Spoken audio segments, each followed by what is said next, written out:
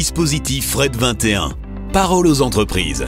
Nous retrouvons, comme nous le faisons tous les 15 jours, le dispositif Fred 21 avec notre partenaire, l'AUTF.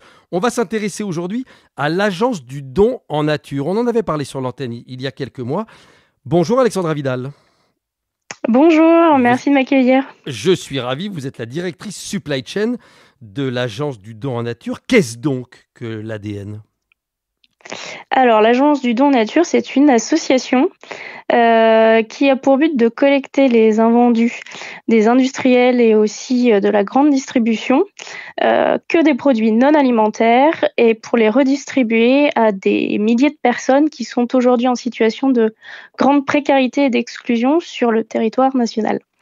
On parle de plusieurs millions de produits par an, hein. On parle de 12 millions de produits par an en 2021, oui, tout à fait.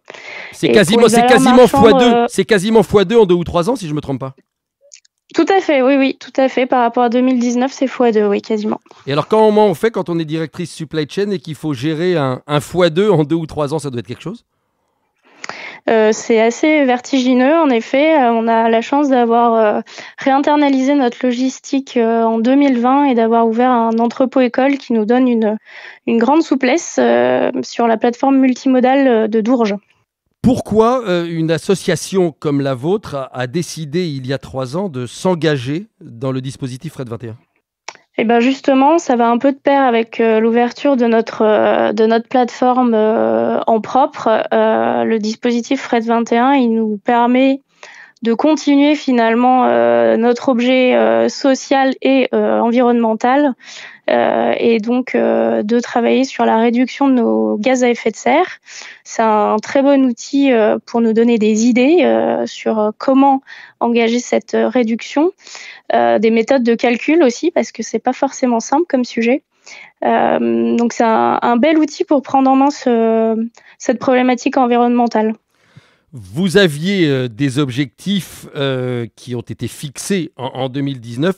On va être très clair, vous n'avez pas réussi à les atteindre. Qu'est-ce qui a été compliqué ? Est-ce que c'est la période Covid ? Est-ce que c'est justement cette expansion très importante de votre activité ? Alors sur 2020, on réussit à atteindre quasiment nos objectifs, mais c'est vrai que sur 2021, avec l'énorme augmentation de notre activité, on a réellement baissé nos émissions évitées, hein. On est tombé à 6% au lieu de 12% l'année précédente. Donc cette augmentation d'activité ne nous a pas aidés, mais on va revoir nos objectifs pour continuer à progresser là-dessus. Alors justement, parlons un peu de l'avenir, puisque le passé a été pour vous un petit peu décevant par rapport à vos attentes. Vous avez travaillé sur les taux de chargement, sur les distances parcourues, sur les énergies alternatives. Est-ce que vous allez changer les orientations pour le deuxième bail de 3 ans qui commencera l'année prochaine ? Alors, on espère quand même des bons résultats sur 2022, hein, évidemment. On attend avec impatience de refaire tous les calculs et de voir nos résultats de l'année. Et pour la suite, on va essayer de travailler sur le multimodal, justement. On a la chance d'avoir notre entrepôt-école sur la plateforme de Dourges qui offre notamment le ferroviaire. Donc, on va essayer de travailler là-dessus pour la région Aura. Donc c'est un beau projet pour 2023 et ce sera un axe très intéressant sur le sujet des gaz à effet de serre. Vous avez commencé à étudier la question. On en parle beaucoup effectivement de ce report modal avec, on le rappelle, hein, pour objectif national, un doublement de la part du ferroviaire dans le transport de marchandises en France. Vous allez donc être l'un des acteurs de ce report modal. Est-ce que c'est compliqué à mettre en place et est-ce que c'est économiquement et techniquement aujourd'hui une solution qui vous convient ? Alors aujourd'hui, on a la chance de ne pas être dans des flux extrêmement tendus à l'agence du don en nature. Donc on est sur des délais de livraison qui sont raisonnables pour envisager le ferroviaire, c'est un gros plus. D'un point de vue économique, on est en train de regarder pour ne pas faire pâtir notre budget, hein, évidemment. Mais pour l'instant, le sujet est surtout de maintenir finalement une qualité de service pour nos associations qui ont de manière assez vitale besoin des produits. Donc essayer surtout de ne pas perdre en délai de livraison, de maintenir notre budget et d'améliorer notre bilan carbone, bien sûr. Après, quand on travaille avec des bons partenaires qui utilisent déjà le ferroviaire, je pense que c'est une très bonne option de se greffer sur des flux existants. Oui, il y a un double objectif. Quand on est une association, on doit faire encore plus que les autres attention à ses dépenses.